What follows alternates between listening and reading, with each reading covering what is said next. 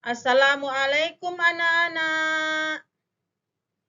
Apa kabar hari ini? Mudah-mudahan kamu senantiasa diberikan oleh Allah Subhanahu wa taala kesehatan sehingga kita bisa melanjutkan pembelajaran kita sebagaimana biasanya. Anak-anak, tahukah kamu apa materi pembelajaran kita pada pagi hari ini?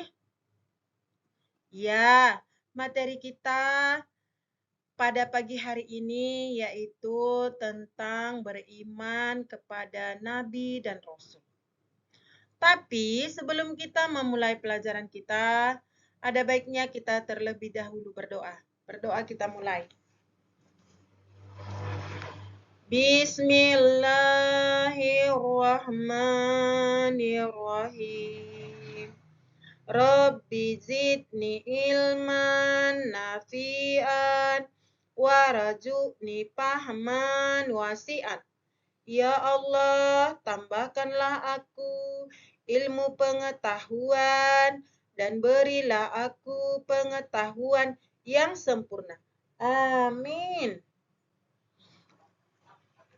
Anak-anak, sebelum kita memulai pembelajaran kita, sebagai tanda pengabdian kita terhadap negeri tercinta, marilah kita sama-sama menyanyikan lagu kebangsaan yaitu Padamu Negeri. Padamu negeri, 1, 2 ya. Padamu negeri, kami berjanji. Padamu negeri, kami berbakti. Padamu negeri, kami mengabdi. Bagimu negeri, jiwa raga kami. Ya, bagus. Jadi, anak-anak, materi kita pada pagi hari ini yaitu beriman kepada Nabi dan Rasul. Anak-anak, tahukah kamu apa arti beriman? Ya benar, beriman ialah percaya. Karena pada pelajaran kita di kelas 2 kita telah mempelajari rukun iman. Ada berapa rukun iman, anak-anak? Ya benar, rukun iman ada 6. Pertama, percaya kepada Allah. Kedua, percaya kepada malaikat. Ketiga, percaya kepada kitab.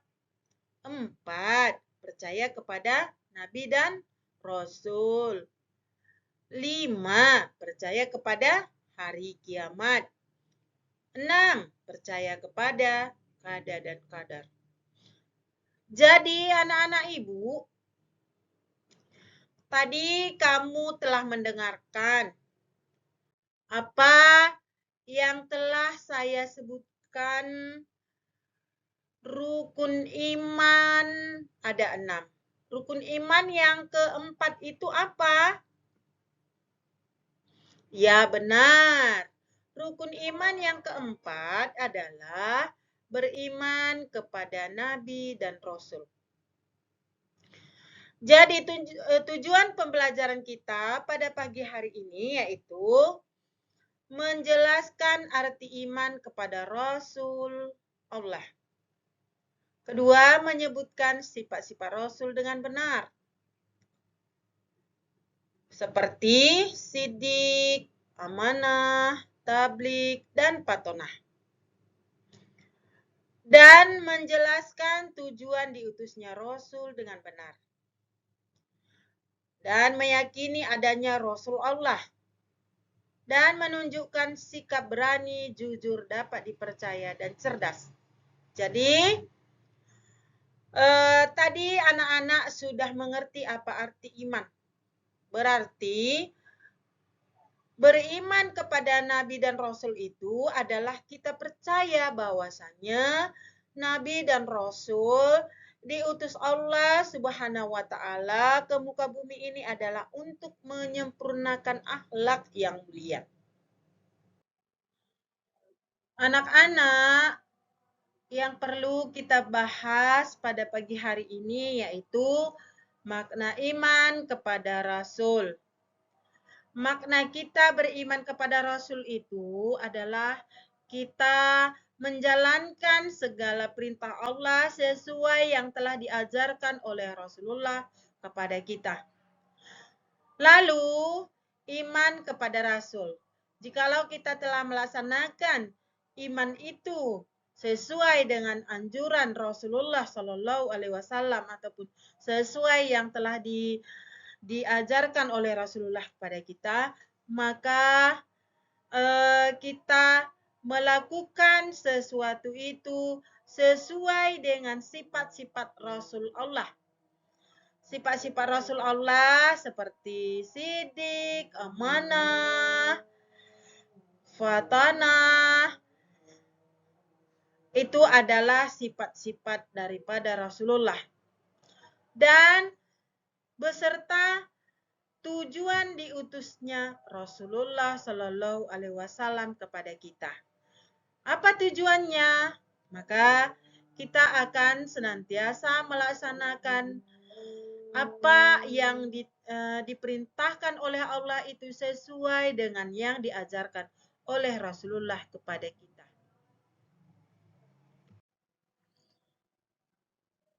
Makna iman kepada Rasul. Pertama adalah iman kepada kitab Allah Subhanahu wa Ta'ala, artinya meyakini sepenuh hati bahwasanya Allah Subhanahu wa Ta'ala telah menurunkan kitab kepada nabi ataupun rasul yang berisi wahyu untuk disampaikan kepada seluruh umat manusia. Nabi Muhammad dan para rasul yang lainnya adalah manusia biasa seperti kita. Mereka juga makan, minum, mempunyai keluarga, bekerja juga. Mereka diangkat menjadi rasul karena memiliki akhlak serta sifat-sifat baik. Jadi, Allah Subhanahu wa Ta'ala itu menurunkan nabi dan rasul itu adalah untuk kita contoh sifat-sifat beliau dalam kehidupan kita sehari-hari.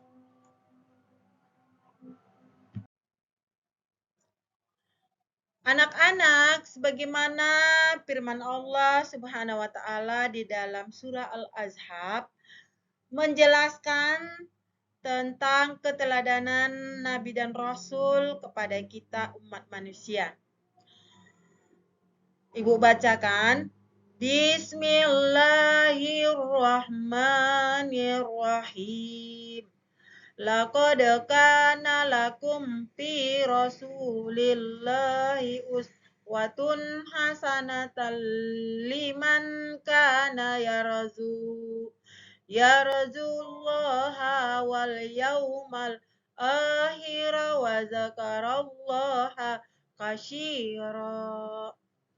Sungguh telah ada pada diri Rasulullah itu suri teladan yang baik bagimu, yaitu bagi orang yang mengharap rahmat Allah dan kedatangan hari kiamat yang banyak mengingat Allah.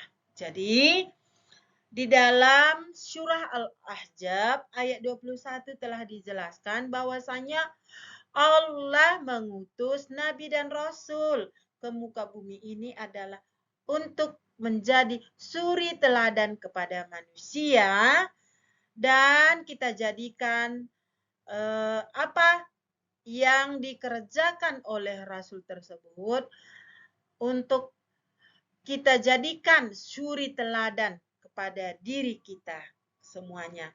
Jadi itulah pengertian daripada surah Al-Ahzab ayat 21, yaitu Allah mengutus Rasulullah ke muka bumi sebagai suri teladan bagi kita, umatnya. Anak-anak, Coba perhatikan ya, sifat-sifat Rasul Allah Subhanahu wa Ta'ala. Di sini adalah sifat wajib bagi Nabi dan Rasul Allah. Pertama adalah siddiq. Siddiq artinya jujur. Nabi dan Rasul Allah itu setiap menyampaikan sesuatu adalah dengan cara jujur. Tahukah anak-anak kami apa arti jujur? Jujur ialah menyampaikan yang sebenarnya, mengatakan yang sebenarnya. Kedua adalah tabligh. Tabligh artinya menyampaikan. Nabi dan Rasul Allah, setiap apa yang diperintahkan Allah kepadanya, dia menyampaikan kepada umatnya. Nabi dan Rasul menyampaikan seperti perintah sholat. Kita umat daripada Nabi dan Rasul harus melaksanakan apa yang telah disampaikan oleh Rasulullah terhadap kita. Ketiga, amanah. Amanah artinya terpercaya. Terpercaya artinya adalah apa yang telah disampaikan tersebut memang benar adanya. Makanya Nabi dan Rasul bersifat amanah karena apa yang telah disampaikannya kepada umatnya itu memang benar-benar dapat dipercaya. Keempat adalah fatonah. Fatonah adalah cerdas. Seorang nabi dan rasul itu adalah benar-benar cerdas. Karena setiap apa yang disampaikan itu adalah benar adanya dan dapat diterima oleh logika. Benar-benar berita yang disampaikan itu adalah benar adanya dan disampaikannya dapat dibuktikan dengan kepercayaan kita.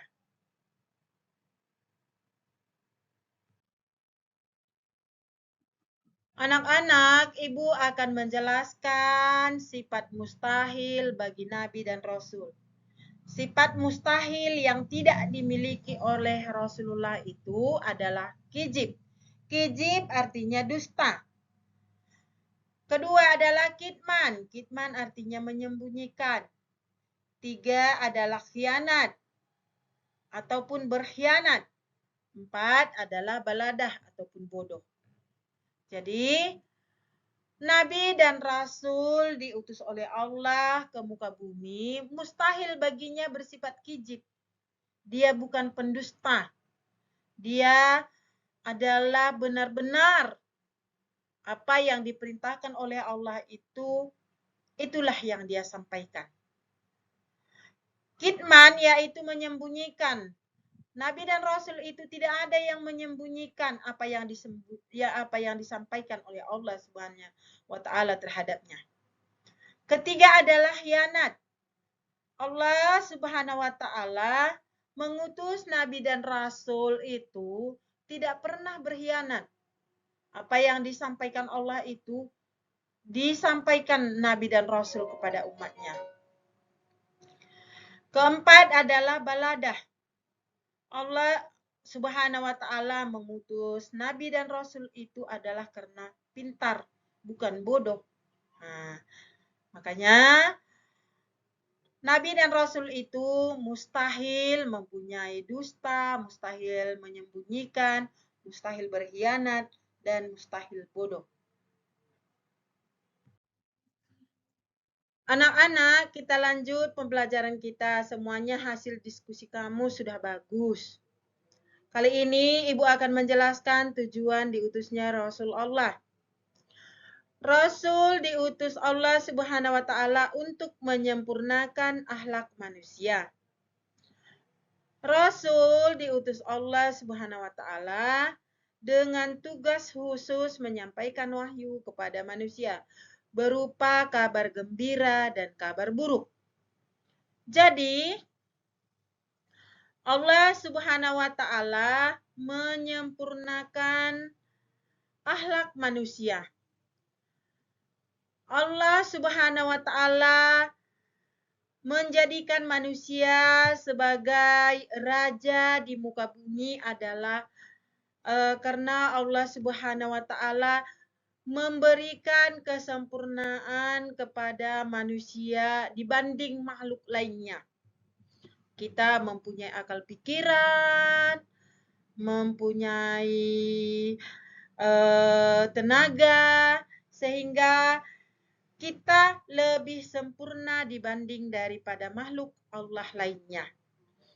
Jadi segala yang diberikan oleh Allah Subhanahu wa Ta'ala itu kita bisa memikirkannya baik apa tidak. Dan Rasul Allah menyampaikan wahyu itu kepada kita agar kita bisa menata kehidupan kita di dunia.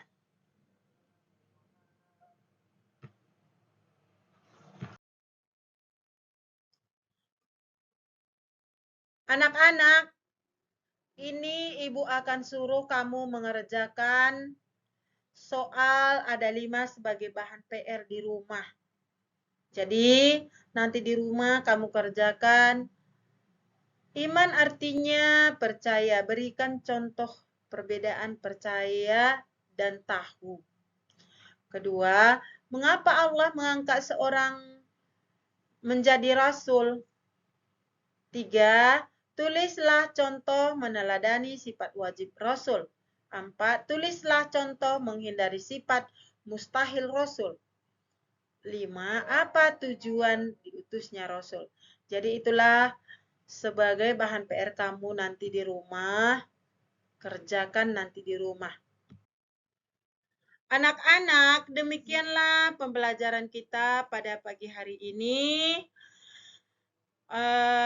Untuk selanjutnya, untuk pertemuan kita selanjutnya nanti, Ibu akan memaparkan Nabi dan Rasul Ulul Azmi. Sekianlah perjumpaan kita pada pagi hari ini. Untuk menutup pembelajaran kita, mari kita sama-sama berdoa membacakan wal asr. Kita mulai.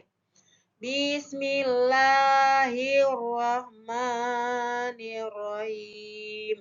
Wal asr. Innal insana lafil khusr. Illal ladzina amanu wa amilus sholihati wa tawasau bil haq wa tawasau bis sabr. Amin. Cukup sekian dan terima kasih. Wassalamualaikum warahmatullahi wabarakatuh.